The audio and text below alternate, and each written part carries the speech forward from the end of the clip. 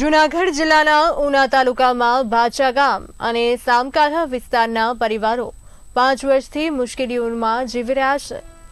શાહી નદી પરનો કોઝવે ધરાશાયી થતા લોકો રોજિંદા અવરજવરમાં જીવના જોખમનો સામનો કરે છે।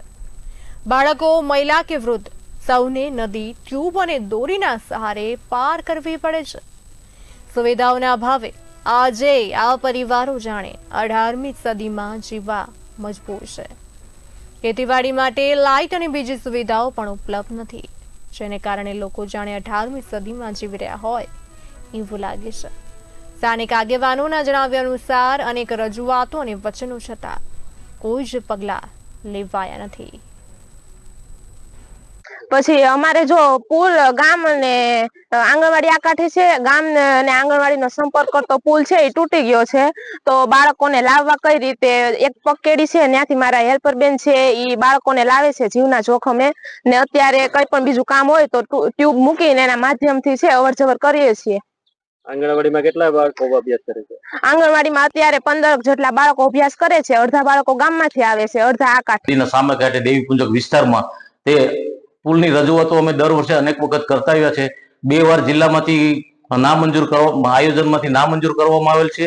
એકવાર ટેન્ડર પ્રક્રિયા બહાર પાડતા 8 લાખનું ટેન્ડર બહાર પાડવામાં આવેલું। ટેન્ડર પ્રક્રિયામાં એક જ ટેન્ડર ઉપાડવામાં આવ્યું, પદ્ધતિ પ્રમાણે 3 ટેન્ડર ઉપડે એમાંથી એક કોઈ પણને કોન્ટ્રાક્ટ આપવાનો હોય તે પણ પ્રક્રિયા ફેલ કરવામાં આવેલ છે। ત્યાર પછી અમે તાલુકા પંચાયતને અનેકવાર જાણ કરી, તેમ છતાં અહીંના આરએનબી ડેપ્યુટી કાર્યપાલક ઇજનેરને પણ જાણ કરેલી છે, તેમજ પંચાયત ઇરિગેશન વિભાગને પણ જાણ કરેલી છે।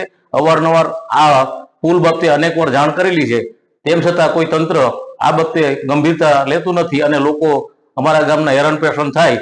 સામે કાંઠે આંગણવાડી વિસ્તાર છે, 30 થી 35 લોકોનો વસવાટ કરે છે।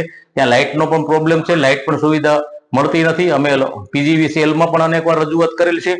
આ પુલ બાબતે અગાઉ જંગલ ખાતા મારફત આ પુલ બનાવવામાં આવેલ, એ કોઝવેના રૂપમાં પુલ બનાવેલ હતો।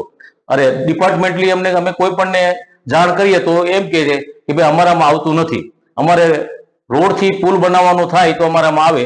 ડિપાર્ટમેન્ટલી અમને આવા ગંભીર પ્રકારના જવાબ આપી અને આ મેટરને કોઈ ધ્યાનમાં લેતું નથી। અમારા ગામમાં પુલ તૂટી ગયું છે। અમે નદી ઓલે કાંઠે રહી છીએ, આ બાજુ સાઈડમાં ગામ છે, નદી પુલ તૂટી ગયું છે તો પુલ અમને ખાલી બનાવી દો ને। અમારે અત્યારે બાય પ્રેગ્નન્ટ છે, સામે કાંઠે જઈએ કેમ નથી ને વાહન કાંઈ અમારા બાજુ આવે એમ નથી।